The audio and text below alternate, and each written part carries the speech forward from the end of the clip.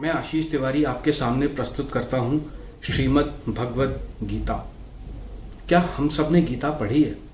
क्या लिखा है इसमें? क्या इसका सार है? क्या ये वास्तविक जीवन में हमें आज मदद करती है? गीता को एक सरल कविता की भाषा में मैं आपके सामने प्रस्तुत करूंगा। गीता में 18 अध्याय हैं और हर अध्याय का एक तात्पर्य। इस तात्पर्य को प्रत्येक व्यक्ति अपनी सुविधा अनुसार अपने जीवन में अपनाता है, चाहे उसने गीता पढ़ी हो या ना पढ़ी हो। अगले 18 एपिसोड में मैं प्रस्तुत करूंगा सरल भाषा में गीता का पोएटिक इंटरप्रिटेशन। आइए पढ़ते हैं।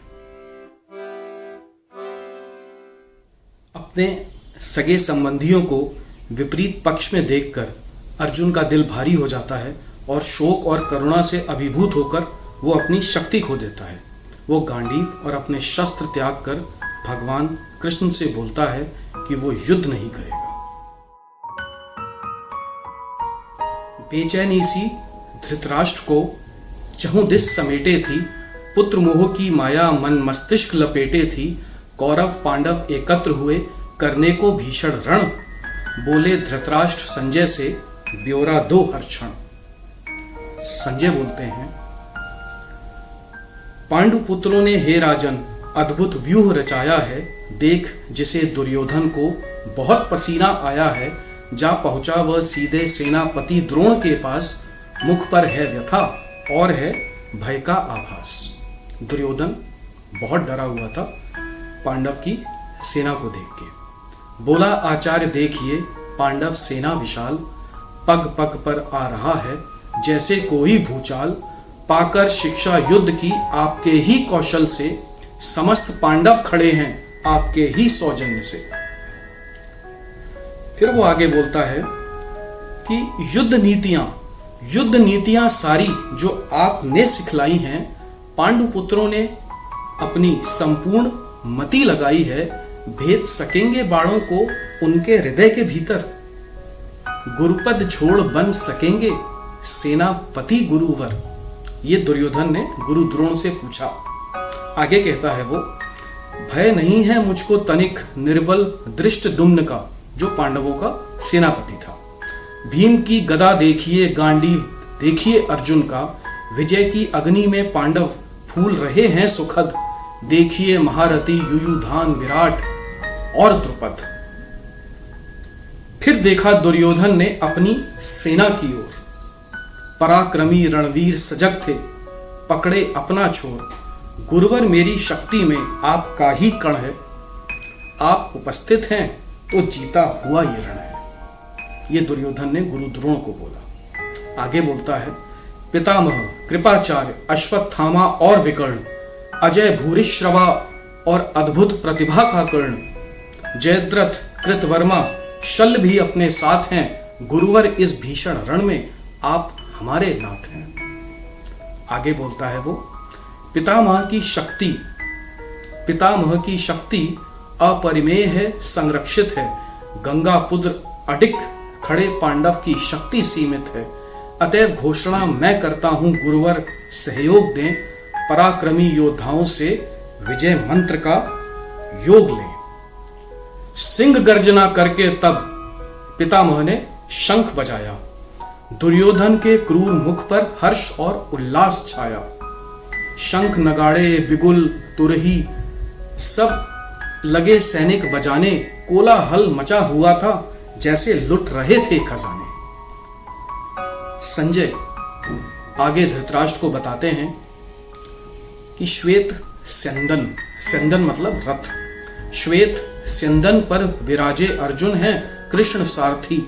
दोनों ने शंख बजाए, ध्वनि थी विध्वंस काल की। हर महारथी के पास अपना अपना शंख है, रण की रणनीतियों का अपना अपना अंक है। पांडवों ने शंख वादन से कौरव पक्ष आघात हुआ। हृदय विदीर्ण करने लगी ऐसी ध्वनि का घात हुआ। फिर टंकार मारी अर्जुन ने और लगा साधने बाण, किंतु ठिठक गया यकायक जैसे सूख गए हो प्राण। बोला माधव, रथ को आप कृपया रण के मध्य उतारें। युद्ध के अभिलाषियों को हम भी तनिक देख निहारें। दुर्बुद्धि दुष्ट दूषित दुर्योधन को जो करने प्रसन्न खड़े हैं, सगे संबंधी परिवारजनी ये कैसी जिद पकड़े खड़े हैं। केशव मन में थोड़ा मुस्काए, फिर रथ रण मध्य में लाए। बोले, देखो हे पार्थ समर को, समस्त शत्रु सशस्त्र हैं आए, किंतु पार्थ को तो चाचा ताऊ गुरु मामा दिख रहे थे, भ्राता मित्र पुत्र पौत्र ससुर चाचा दिख रहे थे। अर्जुन बोले, मित्र संबंधियों पर आघात के यह शस्त्र नहीं उठ पाएंगे। केशव अंग कांप रहे हैं, गांडीव से बाण नहीं चल पाएंगे। शरीर शिथिल हुआ जाता है, इन पर कैसे वार करूंगा। अपनों को ही मृत्यु देकर मैं स्वयं से कैसे प्यार करूंगा। गांडीव छूट रहा है हाथों से, पदों में जान बची नहीं। स्वजनों का वध करके विजय में मुझको रुचि नहीं। वध करके जो राज्य मिलेगा उससे क्या प्राप्त होगा। काल चक्र का पहिया गोविंद क्या रण से समाप्त होगा।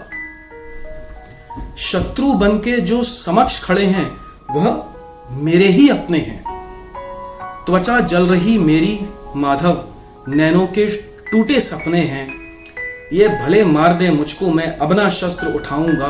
पृथ्वी अंबर तीनों लोक इन पर न्योछावर जाऊंगा। माधव मुझको स्मरण है दुर्योधन के समस्त जाप।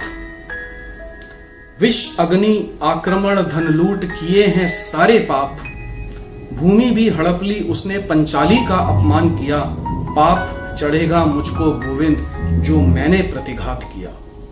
अर्जुन का युद्ध करने से मन ऊब चुका था। आगे कहता है, ज्ञात है मुझको गोविंद दुर्योधन का ऐसा भाव नहीं। हम परास्त हो भी जाएं दिखेगा कोई बदलाव नहीं, किंतु परिवार को ही नष्ट करूं इसमें कैसा लाभ है। इस पाप कर्म में मधुसूदन न्याय का अभाव है। गोविंद कुल विनाशक तो नरक में वास करते हैं, दूषित अवशेषी कुल में अधर्मी प्रवास करते हैं। इच्छा मेरी प्रबल है, मैं शस्त्र डाल दूं अपने, हो निहत्ता न प्रतिरोध करूं, जाऊं मृत्यु के घर में। छूटा गांडीव हाथों से, फिर कांधे से तरकस उतारा। दुखियारे मन अर्जुन ने परिवार जनों को पुनः निहारा। एक निगाह डाली बन निर्बल गोकुल नंदन पर, साधु बन सब त्याग बैठ गया वह सिंदन पर। साधु बन सब त्याग बैठ गया वह सिंदन पर। यहाँ पे हमारा पहला अध्याय समाप्त होता है। दूसरे अध्याय में आपसे दोबारा मुलाकात होगी। तब तक के लिए जय श्री कृष्ण।